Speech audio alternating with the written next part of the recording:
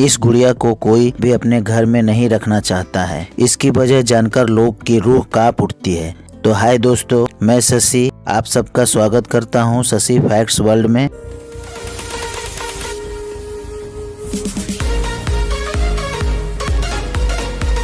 तो चलिए वीडियो को शुरू करते हैं। दोस्तों, आपको वह सच्ची कहानी नहीं पता जो हम आपको आज बताने जा रहे हैं। ये एक भूतिया गुड़िया की असली कहानी है। आपने आज से पहले जो भी भूतिया गुड़िया की कहानी सुनी होगी वे सभी असली नहीं होगी, लेकिन जिस गुड़िया के बारे में हम आज बात करने जा रहे हैं वे आज भी इस दुनिया में है। इस गुड़िया को कोई भी अपने घर में नहीं रखना चाहता है।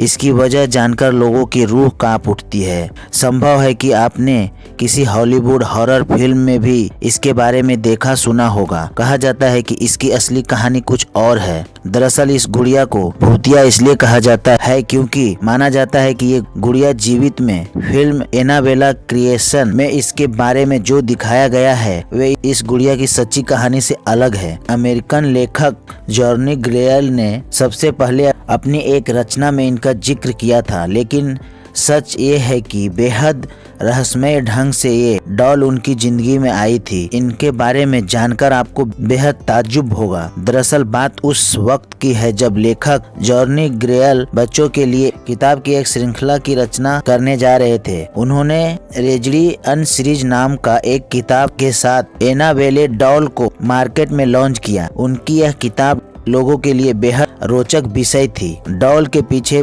छुपी अनोखी कहानी ने लोगों को इसे जानने के लिए मजबूर कर दिया। बात उस वक्त का है जब जॉनी ग्रेयल को अपनी घर के बैकयार्ड में यह डॉल मिली थी। जब उनकी बेटी मार्सेला पैदा हुई तो उसी डॉल से वे हर वक्त खेलती रहती थी। जॉनी ने जब अपनी बेटी को डॉल के साथ खेलते हुए देखा तो उन्हें रेजडी अन स्टोरी लिखने का आइडिया आया।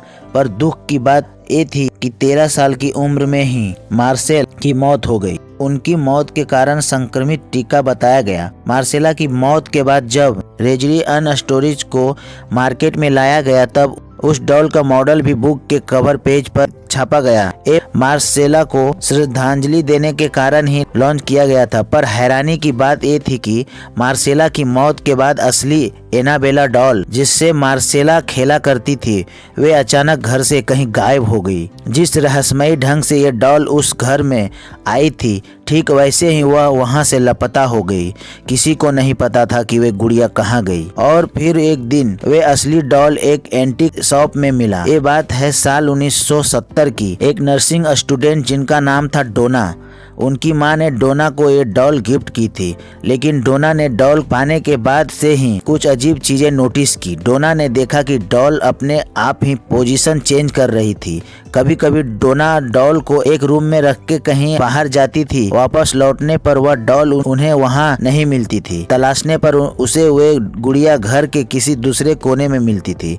एक दिन डोना ने कमरे में लौटने के बाद देखा कि डॉल के हाथ और पीठ पर खून के धब्बे लगे हुए हैं। दहशत भरा ये नजारा देखकर बुरी तरह कांप गई। डोना को समझ आ गया था कि उसके साथ कुछ बुरा हो रहा है।